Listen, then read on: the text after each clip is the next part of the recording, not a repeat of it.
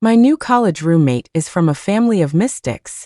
On the first day of school, she offered me a free psychic reading. But after I gave her my birth date and time, she trailed off, refusing to say a word. That night, I overheard her on a hushed phone call. It's so weird, Liam. I did a chart for my new roommate today. According to her chart, she was dead the moment she was born. I was just sneaking out for a midnight bathroom run, but I never expected to overhear Chloe's phone call, or to hear something so terrifying. The words scared the pee right out of me, and goosebumps erupted all over my skin.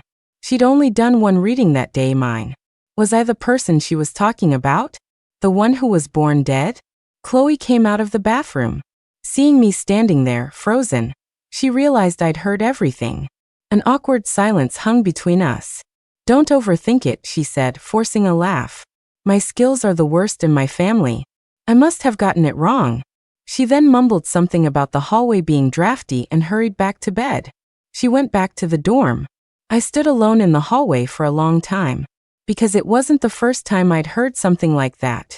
In elementary school, we had a field trip to a park. A fortune teller, a strange old man, blocked my path. A great fate falls from the heavens, blessed with luck but cursed to walk the underworld's door. Little girl, he'd said, you're a dead person.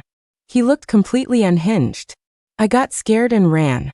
But the old man chased me for what felt like forever. When he finally caught up, he sighed and handed me a dark green jade pendant. He said saving a life was a great act of merit. He told me to wear the pendant, to keep it close to my body at all times, and never, ever take it off. As I remembered this, I instinctively clutched the jade pendant hanging around my neck. The next day, a class officer came around to collect everyone's hometown information for the student records. I told her I was from Huaijin Mountain. Chloe suddenly leaned in close. You're from the clan? I nodded. My last name is Jade, and my first name is Jade. Everyone in my village is named Jade. We're all part of the clan. Her eyes lit up. I'm really interested in your culture. Jade, can you tell me about the legend of the cleansing? Before I could answer, my other roommate, Sophie, pushed the door open. She stopped and stared at me. What are you doing in the dorm? I pointed to myself. Are you talking to me? She nodded, walking over and circling me. Weren't you just outside the main dining hall? I said hi, but you acted like you didn't even see me. Chloe jumped to my defense. Jade's been in the dorm all day. We just finished registering our info with the class officer. Hearing Chloe say that, Sophie had to consider that maybe she'd been mistaken. That must be it. I was wondering why you'd just ignore me like that. After Sophie was convinced, Chloe leaned in again. Come on, Jade. Just tell me about the cleansing. I opened my textbook, pretending I hadn't heard her. Even though Chloe had my back and seemed like a good person, the cleansing was our village's darkest custom. It was the last thing I ever wanted to talk about.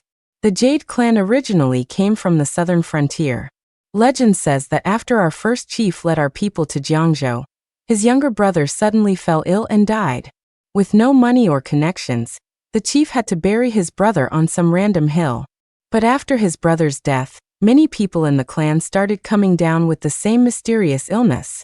A passing master told them the brother had died with a grudge, and the bad feng shui of his grave had intensified his resentment. There was only one way to break the curse he'd laid upon them. From that day forward, if the firstborn child in any family was a girl, she had to be thrown into the river. Otherwise, that family would be cursed with terrible luck from debilitating illness to death and ruin. That was the cleansing. I'm the firstborn child in my family. I once asked my dad why I wasn't cleansed. I remember him smiling, a look of pure love on his face. He said it didn't matter if I was a boy or a girl, I was a gift from the heavens. He just wanted me to live a good life. He said he'd willingly face any misfortune for that. The Tanjade clan is reclusive. I'm the first person from my village to ever go to college. I thought that once I got here, I could finally stop thinking about the cleansing. But I never expected to run into someone like Chloe, who actually knew about it.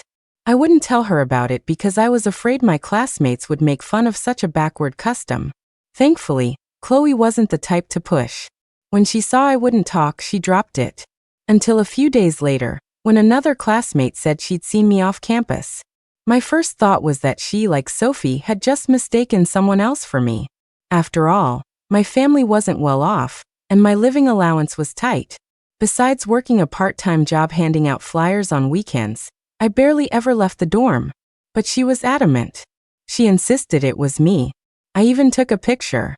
She pulled out her phone and started swiping through her photos. After a few minutes, she put her phone down, her face suddenly pale. "That's weird," she muttered. "The person in the photo is gone." I leaned in for a look. The picture was definitely of the school's south gate. There were a few people scattered around, but they were all guys. I couldn't help but laugh. "Those are all boys. How did you mistake one of them for me?" She shook her head frantically. No. She pointed at an empty space in the middle of the photo. "Right there. You were standing right there, wearing a yellow sweater." I had been laughing, but when I heard that, I froze. I opened my closet and pulled out a sweater. "Was it this one?" She yelled. Yes. The one with the little bear embroidered on the back. "It's so cute." My heart sank. My mom had hand-stitched this sweater for me before I left for college. It was one of a kind. If she wasn't lying, then the person she'd photographed had to be me. But I hadn't been anywhere near the south gate today. And if she really had seen me, why wasn't I in the picture? There could only be one explanation. I slammed my closet door shut, angry. "That's a really horrible joke to play. Are you trying to say I'm not human, so I don't show up on camera?" Normally, it might have been a harmless prank. But just a few days after Chloe told me my birth chart said I was a dead person, it felt like the whole world was messing with me. I was furious. I shoved the girl out of my dorm room. But I'd forgotten she was Brooke, one of the most popular girls in our year. She was probably offended that I'd snapped at her. So when I walked into our evening study hall, I saw everyone whispering to each other. I found an empty seat. The girl sitting next to it immediately grabbed her books and moved somewhere else. It dawned on me. Brooke was turning everyone against me. Sure enough, I heard people nearby whispering. "That's her, Jade. I hear she has a terrible temper." Brooke was just trying to be nice, and she turned it around and accused Brooke of insulting her. You should know better than to do things like that. Some people just don't appreciate it. No good deed goes unpunished. Ever since school started, it felt like nothing had gone right. My eyes burned with tears as I opened my textbook. Suddenly, a shadow fell over me. I looked up. It was Chloe, sitting down beside me. She had also heard the gossip spreading through the class. She propped her book up to hide her face and whispered, "Jade, what's really going on?" Chloe had been on leave for a few days and had just gotten back to school. For some reason, seeing her right then felt like seeing family. I fought back tears and told her what had just happened. I expected her to mock me like the others. Instead, she stared at me for a moment, then asked, "Are you saying Brooke saw your doppelganger?" "Doppelganger?" Chloe pulled out her phone and showed me the screen. The webpage said a doppelganger is an exact double of a living person. Call it a person, call it a spirit. Whatever it was, a person should never meet their doppelganger. If you meet it and it follows you home, you'll die a sudden, unexplained death. A chill ran down my spine. Brooke said she saw it at the school gate, which meant the doppelganger was probably still on campus. If I accidentally ran into it, was I going to die? The thought made me so anxious I could barely sit still. I even considered going to apologize to Brooke. Seeing the color drain from my face, Chloe pulled a talisman out of her bag. "Jade, keep this on you. When you sleep, put it under your pillow. No matter who you hear calling your name, do not answer. You must remember this." I was confused. "What is this?" Chloe explained that a doppelganger is a malevolent entity. It likes to appear suddenly in front of people. The person it's mimicking, upon seeing an exact copy of themselves, will often panic, causing their soul to become unstable. The doppelganger then seizes the opportunity to steal their body. This talisman was a soul-anchoring charm. It would protect my spirit from being shaken.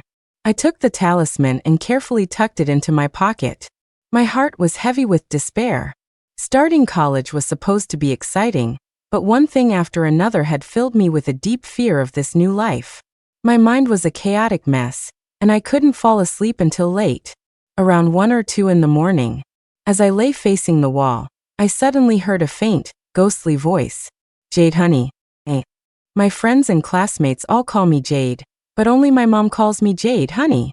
Hearing that name, my first instinct was to answer. But just as I was about to open my mouth, I remembered Chloe's warning. I bit my lip hard and stayed silent. The voice seemed to grow impatient. I heard a series of soft, quick footsteps climbing the ladder between the two bunk beds. The thing that was calling me, it felt like it was standing at the top of the ladder, silently watching me. A cold sensation crept up from my feet. I wanted to pull my feet back under the covers, but I was afraid it would know I was awake. We remained in that standoff for a long time. Finally, it let out a soft sigh. Jade, honey, be careful. Don't trust her. I shot up in bed. The moment I sat up, fear washed over me. Thankfully, the space at the foot of my bed was empty. The thing was gone. I lay back down. I thought about what it had said. Why did it call me Jade, honey, and who was it warning me to be careful of? The next morning, Chloe asked me if anything had happened last night. I left out the part about the voice telling me to be careful. I only said that a voice had been calling my name. Chloe frowned. With the soul anchoring charm, you shouldn't have been able to hear it at all. She walked a full circle around me, then her eyes fixed on my neck. What are you wearing? I pulled the pendant out from under my collar. You mean this? A fortune teller gave it to me when I was a kid. Chloe snatched the pendant from my neck. Are you crazy, Jade? You can't just wear grave jade. Grave what? I didn't think I'd heard her right. Chloe sighed. She explained it was blood jade, dug up from a tomb. It looked dark green, but it was actually filled with threads of blood. Anyone who wears it will have their luck drained, becoming a magnet for misfortune and suffering from an unstable soul. This was an extremely dangerous situation. She turned on her phone's flashlight and shone it through the back of the jade. The once dark green pendant revealed its inner structure under the bright light. Countless hair like filaments, like strands of seaweed, drifted inside. I jumped back, horrified. Chloe put the jade away. I'll mail this to Liam. He'll have it destroyed at the temple. I nodded quickly. The thought that this thing had been on my body for so many years made me feel sick. Seeing that I'd taken off the pendant, Chloe threw an arm around my shoulder. Don't think about it, Jade. We're having a dorm dinner tonight. You should come with us. My other two roommates looked at me expectantly. I was about to refuse, but then I thought about how I hadn't really hung out with everyone since school started. So I nodded. Dinner was at a northeastern Chinese restaurant just outside the campus gates. Chloe had already ordered, and we were all chatting. Suddenly, I saw a familiar figure. He flashed past the restaurant window. It was the old man who had given me the pendant. I shot up from my seat. Without a word of explanation to Chloe and the others, I bolted out the door after him. The old man looked frail, but he ran surprisingly fast. I finally managed to cut him off. Why did you try to hurt me? The old man was startled. He squinted at me for a long moment before a smile spread across his face. You're that little girl? Yes, it's me. I was out of breath. Someone told me that jade is grave jade. Why would you do that to me? Hearing my words, the old man's cheerful expression vanished. He froze. He leaned in close and asked loudly, who told you that jade was grave jade? When the old man saw I wasn't wearing the pendant, he pointed a shaky finger at me and clucked his tongue. He slapped his thigh. You ungrateful girl. Do you have any idea what you've done? You were born with a fated life. If you survive your trials, you're destined for greatness. That jade was meant to protect you through it all. It's protected you for over a decade. It's become linked to your destiny. Now, whoever has that jade can steal the good fortune meant for the rest of your life. What? His rapid-fire explanation left me completely bewildered. I was about to ask more when my phone buzzed. It was a text from Chloe, asking where I'd gone. I looked at her message, then thought about what the old man had just said, and the warning from my dream. A strange, bone-deep chill crept over me. I texted Chloe back, telling her something came up and I wouldn't be at dinner. Then I grabbed the old man and pulled him into a different restaurant, a lamb place. I needed to get to the bottom of this. The restaurant happened to be a Northwestern-style place. I ordered a dozen lamb skewers and told the old man to eat his fill. He was so happy his beard was practically floating. and he ate until his mouth was slick with grease. But as I ate, I couldn't shake the feeling that something was off about the lamb. Isn't this lamb a little lean? The old man disagreed. Lean? This lamb isn't lean at all. It's fantastic. I forced a smile and quickly ordered another 10 skewers for him. Only then did he seem satisfied, stroking his beard contentedly. He then told me the story behind the jade pendant. It turned out the old man was a wandering mystic. The day he met me was the first day he had returned to Jiangzhou after completing his training. He had just divined that he would meet someone with whom he had a karmic connection. And then he ran into me. Seeing my faded life, my darkened brow, yet the aura of fortune surrounding me, he decided to help. That's why he gave me the jade. The jade only needed to protect me until I turned 20, and it would guarantee me a life of wealth and prosperity. And the person who took the jade knew this. That's why they schemed to trick me out of it. I quickly asked him what I should do. The old man thought for a moment. Normally, I can only help once. But since we're from the same region and the same clan, I'll find another spiritual jade for you. This time you better keep it safe. I asked how he would find me. He just gave me a mysterious smile and said to meet him here again tomorrow at 5 p.m. Looked like he wanted another lamb dinner. I casually asked, "You said you're also from Jiangzhou?" The old man, full and satisfied, paused at my question. "That's right. Why?" I shook my head and, with a simple smile, asked the waiter to pack up the remaining lamb skewers for the old man to take with him. I had planned to wait for the old man at the restaurant starting at noon the next day. But Chloe informed me that there would be a dorm-wide cleanliness inspection the next afternoon. I was a little confused. Aren't inspections always on Thursdays? Chloe was in the student government, head of the sanitation committee. It wouldn't be hard for her to change the inspection time. I suspected she knew about my meeting with the old man and was trying to keep me on campus. Sensing my silence, Chloe noticed something was off. She looked at me directly. "Jade, what's wrong? I haven't even asked you why you suddenly ditched us yesterday." "And nothing." I waved my hands awkwardly, figuring I could still make it after the inspection. It wouldn't be too late. But our class was scheduled last. By the time the inspection was over, it was past 9 p.m. When I rushed to the restaurant, it was already closed. I looked around for a while but couldn't find any sign of the old man. Just as I was starting to panic, my mom called. "Jade honey, are you okay?" My mom said her eye had been twitching lately, and she couldn't stop worrying about me. The moment I heard her voice, all my pent-up frustrations came pouring out. I told her everything that had happened over the past few days. When my mom heard the jade was gone, she panicked too. "The one you've been wearing all this time? You foolish child." I had an expert look at that jade. It was a genuinely good, protective piece. Her words made me even more anxious. Then what do I do? My parents talked it over and decided to fly out to see me the next day. They were going to help me stake out the area and find that old man.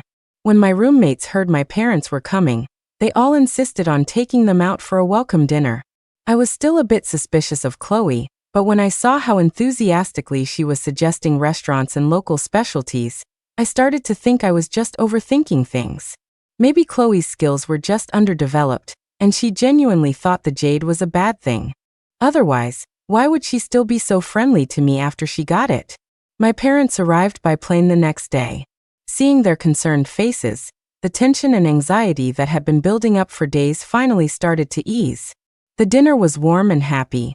Afterwards, my roommates headed back to the dorm. I took my parents to find a nearby hotel.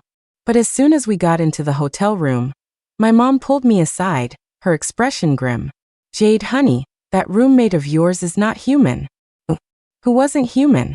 The news hit me like a ton of bricks. My mom told me that during dinner, she was sitting to Chloe's left and saw a mark on her neck, like one left by a rope. It wasn't obvious, but the strange color and pattern. She was absolutely certain it was the mark left on a hanging ghost. Hearing this, I couldn't help but laugh. "No, Mom, that's not it." On the first day of school, we'd noticed the scar on Chloe's neck. Chloe wasn't shy about it. She told us she was kidnapped as a child. The kidnappers took the money and were going to kill her.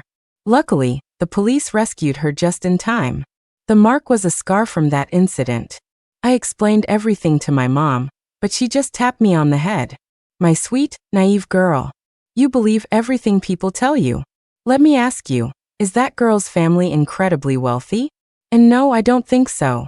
I remembered Chloe's phone was an old model that constantly lost signal. She didn't seem like a rich girl. Exactly. My mom shook her head. If she's not from a rich family, what kidnapper would be crazy enough to bother with her? None of us roommates had ever doubted Chloe's story. But hearing my mom put it that way, a shiver went down my spine. There's one other way to be sure. My mom dug through her suitcase and pulled out a small block of wood. Good thing I brought this just in case. Tonight, stay awake. When you see that girl get up to use the bathroom, put this piece of wood by the dorm room door. This is peach wood. If she's not human, she won't be able to cross it. If what my mom was saying was true, then everything seemed to fall into place. Chloe had malicious intentions from the start. First, she scared me with my birth chart. Then, she colluded with my classmates, using the half-true legend of the doppelganger to terrify me even more. Feeling isolated and helpless, I would naturally trust her completely. And just like that, I'd handed over the jade pendant. Thinking about it, I took the block of peach wood. I told my mom I would try it tonight. To keep myself from falling asleep, I pinched my thigh hard. Finally, at 3 a.m., I heard Chloe get out of bed. After she pushed the door open and left, I tiptoed out of bed. I placed the peachwood block at the threshold of the dorm room door. Then I scrambled back into bed. A few moments later, Chloe returned. I heard her footsteps in the hallway, and then they stopped right at the door. Chloe usually walked very quietly, but now I could tell she was anxious, her steps quick and short. The door creaked open, but she didn't come in. She seemed to be pacing back and forth just outside, over and over again. But she never came inside. It was the coldest part of winter. Standing in the hallway in just her pajamas, Chloe must have been freezing. Why wasn't she coming in? Was my mom right? Was Chloe not human, and that's why she couldn't step over the peachwood? The thought pierced through my mind. My scalp tingled. I couldn't believe I'd been living with a corpse for so long. I was about to wake up my other roommates and tell them. But then I heard Chloe call my name from outside the door. Jade. Jade. A jolt went through me. How did she know I was awake? My bed is against the balcony, and a corner of it is visible from the doorway. Did she see the light from my phone in the small mirror on the door? I trembled, pulling the blanket over my head and peeking out through a small gap. In the pale moonlight, Chloe stood frozen at the doorway. Under the hallway light, I saw her eyes staring straight in my direction. Her pupils were dark and wide, making it look like she had no whites in her eyes at all. She raised a hand, as if beckoning to me. Hey, Jade, come out. And when I heard her call, I don't know what came over me, but I actually got out of bed and started walking toward the door. It wasn't until I was just 3 steps away from her that I realized what was happening. I snapped out of it with a jolt and tried to back away to wake my roommates. But Chloe was faster. She grabbed my sleeve and yanked me out into the hallway. I was about to scream, but Chloe clamped a hand over my mouth. Are you trying to get us killed, Jade? The dorm monitor is a light sleeper with a bad temper. If you wake her up, none of us are getting any sleep. Wait a minute. Chloe was talking like a normal person. I was completely confused. Instinctively, I reached out and put my hand on her chest. Ghosts don't have heartbeats, right? But I felt a warm chest and a steady beating heart. Chloe wasn't a ghost? Chloe was startled, but then she realized what I was doing and slapped my hand away. Quick, quick, let me borrow your phone. What? I was even more confused now. As she took my phone, she started muttering, the signal in this dorm building is so bad. My old phone can't even get 1 bar. I've been pacing the hallway for ages trying to send this stupid message. So Chloe hadn't come into the room because she was trying to get a phone signal in the hallway? I relaxed, my body suddenly going limp, and I started to collapse. Whoa, Jade, what's wrong? Don't faint on me. I just wanted to borrow your phone. Chloe was genuinely scared now. She scooped me up with one arm and carried me back inside. As she carried me, only one thought filled my mind. Thank God. I wasn't living with a ghost. I wanted to explain to Chloe why I'd reacted that way, but she put a finger to her lips in a gesture. We'll talk tomorrow. It's too late tonight. I nodded. Finally, I could get some real sleep. I didn't have a morning class the next day, so I slept until noon. When I woke up, Chloe had already gotten lunch for me. I shot up from my bed like a spring and jumped down to hug her. Oh, thank God, Chloe, I'm so glad. But her brow was furrowed. Stop crying, you little idiot. That jade pendant of yours is a huge problem. She told me to look at my phone, at the message she'd sent using it last night. I looked. It was a text message. Liam, what's the deal with that jade? Then she handed me her own phone. Here, this is what my mentor Liam sent back this morning. There were several long, detailed messages. It was clear Liam had taken this very seriously. I skimmed through them, and as I understood what he was saying, a cold dread washed over me. Liam said the jade wasn't just ordinary grave jade, it was a soul-swapping jade. What was a soul-swapping jade? Chloe explained that, in simple terms, the jade wasn't natural. It was man-made. It contained the powdered ash of human bones. It held a piece of someone's soul. By wearing it against my skin every day, both the jade and the soul inside it had become attuned to my own energy. When the time was right, the person who gave me the jade could perform a ritual. My soul, already unstable, would be easily pushed out, and my body would be possessed by the soul within the jade. I shook my head. That's impossible. Your mentor must be mistaken. My mom had someone look at it, and they said it was a good jade. Just then my phone buzzed. It was a message from my mom. Jade, honey, come quick. We found the old man. 22. I looked at my phone screen, then back at Chloe. This time I truly didn't know who to believe. Chloe saw my hesitation and suddenly asked, Jade, are you sure you're the only child in your family? I answered without thinking. Of course. I'm an only child. When the village chief tried to make my dad perform the cleansing, my dad even said.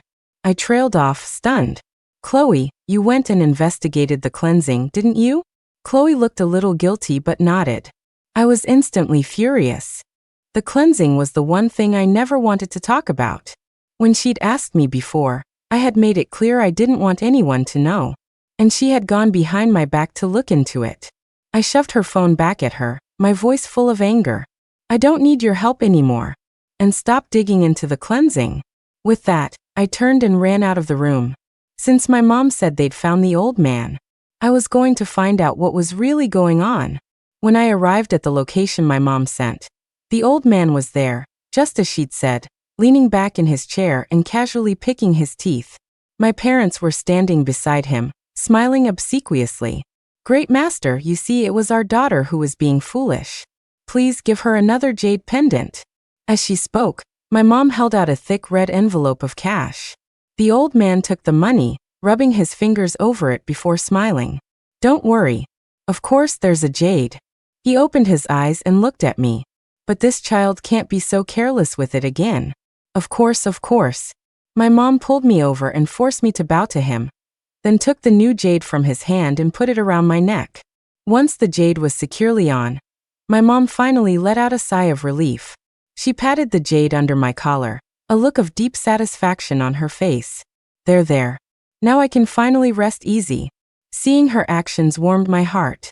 Mom was just as caring as she was when I was little. Now that everything was settled, I tugged on my mom's sleeve, reluctant to see them go. Mom, are you guys leaving already? My parents exchanged a look and then smiled at me. No, we're not leaving. It's our first time in the big city. We plan on staying for about a week. Your 20th birthday is in a week. We'll celebrate with you, and then we'll go. Hearing that, I paused. I should have been happy to hear what my mom said. But for some reason, Chloe's words from when I'd stormed out of the dorm echoed in my mind. Jade, no matter how mad you are, you have to believe me. Your 20th birthday is next week. That person will definitely make their move on that day. I shook my head, trying to banish the ridiculous thought. It couldn't be. It had to be a coincidence. My parents just wanted to celebrate my birthday with me. Before heading back to the dorm, I stopped by a deli at the school gate to pick up some food. Remembering what the old man had told me to do, I couldn't help but feel a little anxious. He had given me a paper talisman and told me to stick it somewhere Chloe would touch every day. Why do I need to put a talisman on her? The old man shot me a look. You can never be too careful. This talisman will make her gradually forget about all this. It's to protect you. It was dinner time when I got back to the dorm. My roommates were thrilled to see the food I brought back. Chloe threw an arm around my shoulder, grinning. It's okay, Jade. I promise I'll never bring up that stuff again. While everyone was gathered around eating, I discreetly stuck the talisman to the underside of Chloe's bed frame. To my surprise, after I placed the talisman, Chloe really did seem to forget everything about the cleansing and the jade pendant.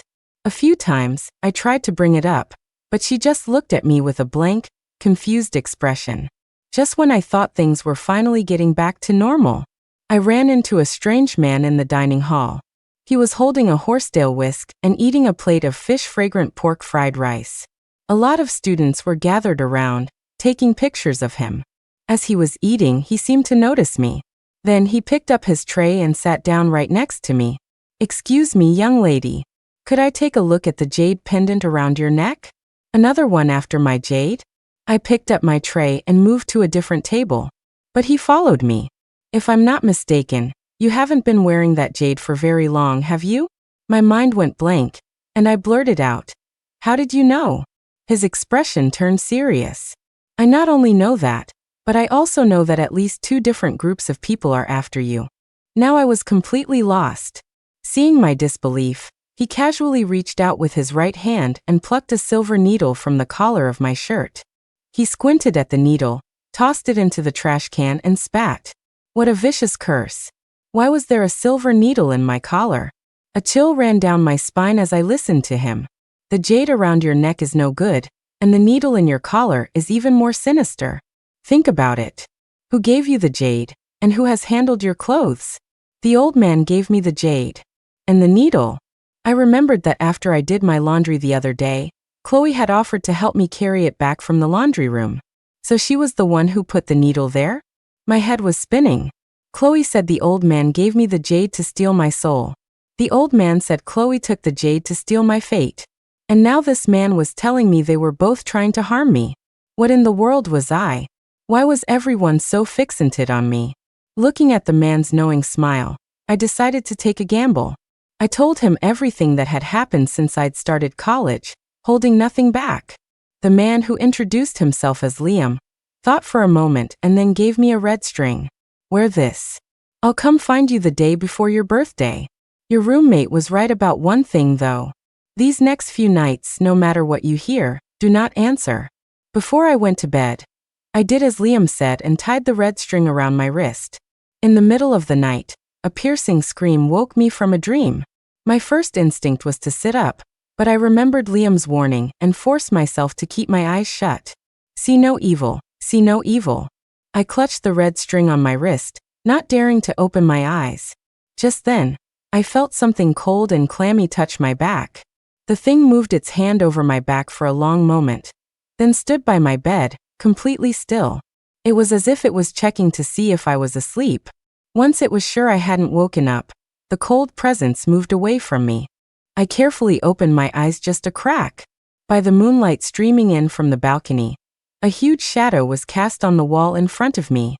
The strange figure had picked up the clothes I'd left on my desk and was carefully feeling them.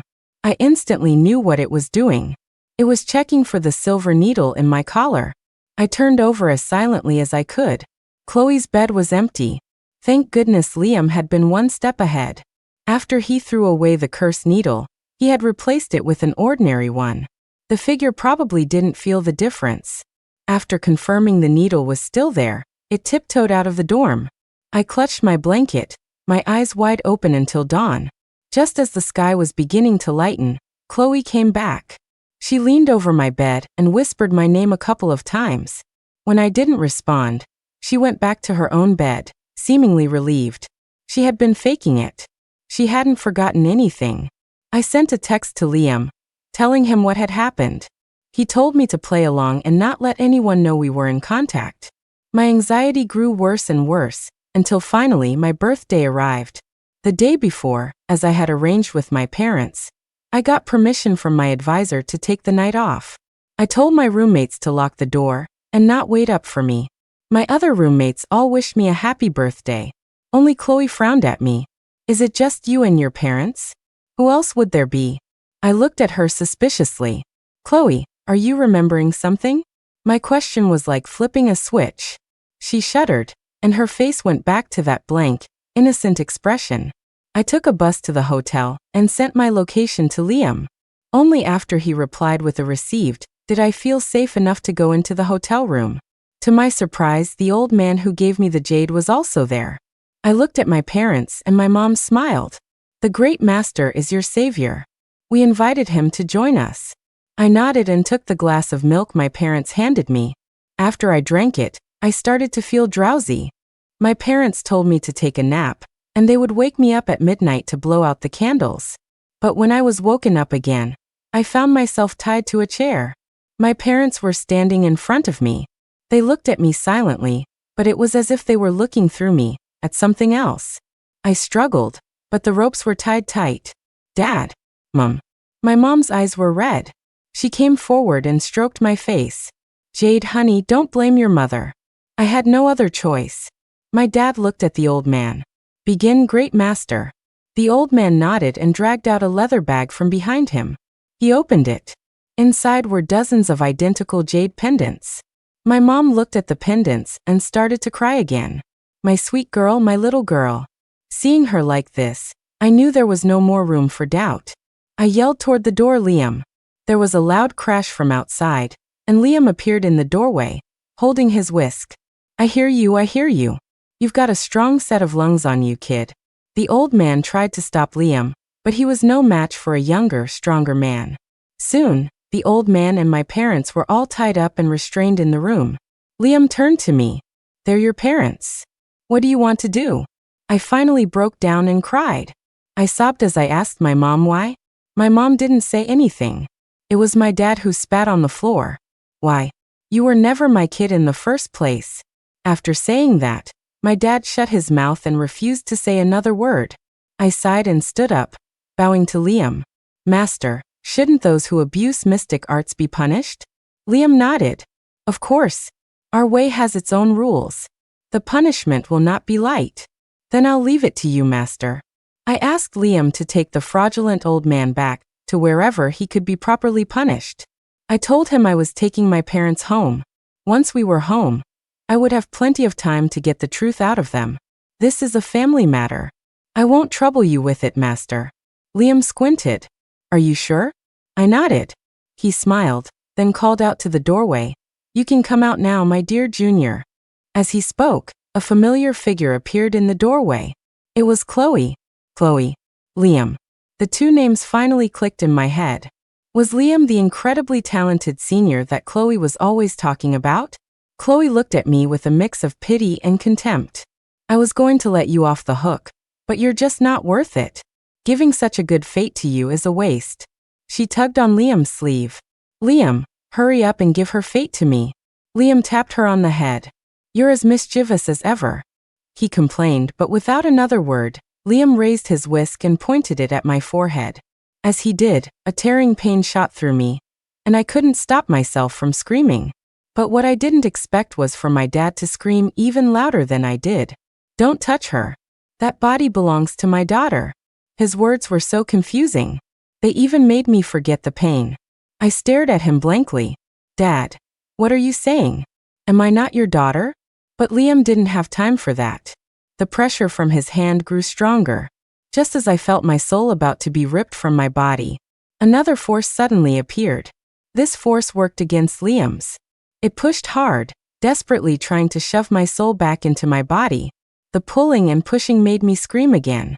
I forced my eyes open and saw a figure in a yellow dress standing directly in front of me. She was pushing against me with all her might, shouting, "Don't touch her." That voice. That voice. It was the voice from that night, the one that had warned me to be careful.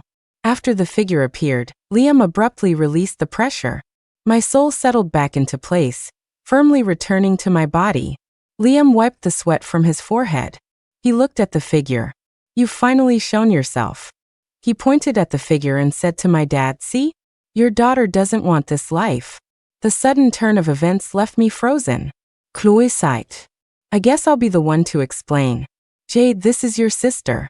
Your parents' biological daughter. 20 years ago, your mother was about to give birth. Fearing she would have a daughter who would be killed in the cleansing, she bought you from human traffickers. 20 years ago, in a house on Huaijin Mountain, a family was awaiting the birth of their first child. Because of the clan's tradition of the cleansing, the parents made a plan. They bought a newborn baby. They decided that if they had a son, the baby would be his child bride. If they had a daughter, they would drown the bought baby, fulfilling their duty to the village. Then they could raise their own daughter in secret. They spent a fortune and made all the preparations. But the mother had a difficult birth, and their biological daughter died just moments after she was born. To make matters worse, the mother's body was damaged, and she could never have children again. Left with no other choice, they submitted to fate. They raised the baby they had bought. That baby was me. But they could never accept losing their real daughter, Chloe said, looking at me with pity. They preserved their daughter's bones. They used a dark ritual to bind her soul. They were just waiting until I turned 20, when their daughter's soul would be strong enough. Then they would have her possess my body. So she's the one people were seeing? The figure in yellow turned around.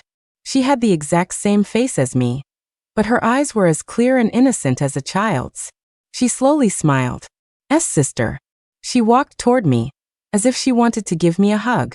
But her body passed right through me, like she was made of air. You can't touch her, Liam said to her. She seemed to understand. She looked at her own hands, then smiled at me again. It's okay. A wave of sadness washed over me. You don't hate me at all?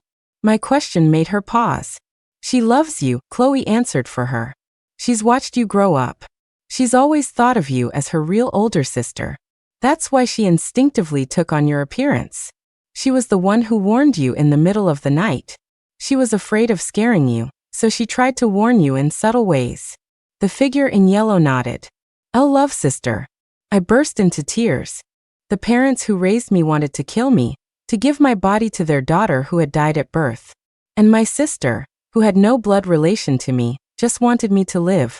The truth shattered my parents as well. My dad roared, why? You're the one who should be alive. This little bastard with no parents was raised for you. The figure in yellow took a step back and spat at him. Bad man. How did you know the old man was a fake? Liam suddenly asked me. I was silent for a moment. The Tanjade people are famous for their mountain goats. When they make lamb skewers, they put a piece of lamb tail fat between two pieces of meat. It makes the skewers juicy and delicious, not dry or tough. When I was a kid, my voice choked with emotion. When I was a kid, my parents always made lamb for me like that. My dad would be stirring a pot of milky white lamb soup while grilling skewers until they were fragrant and sizzling. He'd hand one to me and say, here you go, my little hungry caterpillar. So at that northwestern restaurant, I knew after one bite that the lamb was gamey and dry, almost inedible. But the old man had eaten it with gusto, as if it were the most delicious thing he'd ever had. He said he was also from the Tanjade clan. Someone from the Tanjade clan, who grew up eating lamb, would never eat like that. He wasn't from Tanjade, which meant his story about being a wandering mystic returning home was a lie. From the very beginning, it was all a scam targeting me. After I finished, my dad suddenly stopped shouting. Maybe he was remembering my childhood too. He mumbled something, and his eyes grew red. He had lost his real daughter. And from this day forward, he no longer had an adopted one either. I formally asked Liam to send my sister, in name, on to her next life. Liam agreed. I'll take her back to the temple. My master will help her. She didn't want to leave. I reached out and stroked her head through the empty air. Go on. You deserve a wonderful, wonderful next life. My parents' selfishness had not only harmed me, but had also imprisoned her. If it weren't for their delusion, my sister would be in elementary school by now. Chloe asked me what I planned to do next. I smiled. Cut ties, work hard to finish college, and support myself. Chloe chimed in, finally showing some backbone. She linked her arm through mine. But before all that, you owe me breakfast. All that acting was exhausting, and pulling an all-nighter is no joke. Oh, and I still haven't gotten you back for sticking that talisman under my bed. I rubbed my nose. How about I treat you to fried dough sticks and soy milk? And a basket of soup dumplings. Fine, fine, 2 baskets. As we walked out of the hotel, the sun was just rising. Golden light spilled over the distant mountains, casting a magnificent, brilliant glow over the earth. A stone with jade inside will glow, a river with pearls will flow with charm. My parents named me Jade.